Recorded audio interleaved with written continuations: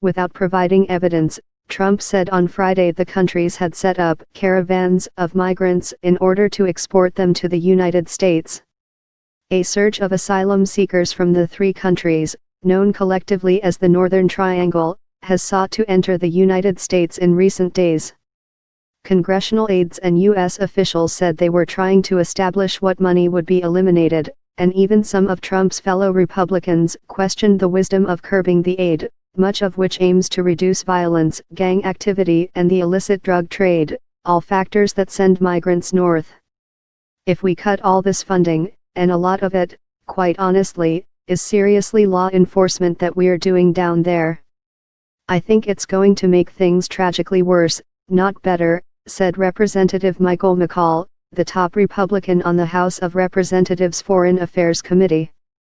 The State Department did not elaborate beyond its weekend statement that it was carrying out the President's direction and ending FY 2017 and FY 2018 foreign assistance programs for the Northern Triangle and would engage Congress.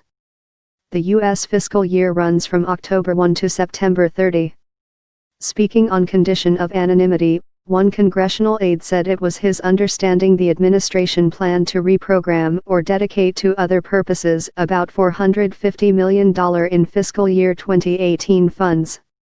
In addition, according to the aide, the department planned to review fiscal year 2017 and 2018 funds that have been obligated, but not spent, and redirect those to other purposes. The aide and others said, however, that Congress had yet to receive any formal notices from the State Department about exactly which funds are involved, what they were originally for or where the department wants to reprogram them. Asked if the department knew what programs would be cut, a second congressional aide who spoke on condition of anonymity said, "If they do, they haven't told us yet. My sense is they are trying to figure that out." Totally counterproductive, a former U.S. official in contact with those still in the government said emails were flying around the State Department among officials trying to figure out what was going on. "Nobody knows what this is," he said, adding that by midday on Monday, no instructions had been sent to U.S. aid missions in the region on how to implement the decision. Critics argued the administration's planned Central America aid cutoff would be tantamount to cutting off its nose to spite its face. "It's totally counterproductive," said Rebecca Bill Chavez, who served as Deputy Assistant Secretary of Defense for Western Hemisphere Affairs during former President Barack Obama's administration and who is now at the Inter-American Dialogue think tank in Washington. "If the intent is to slow migration, this is going to have the opposite effect," she added.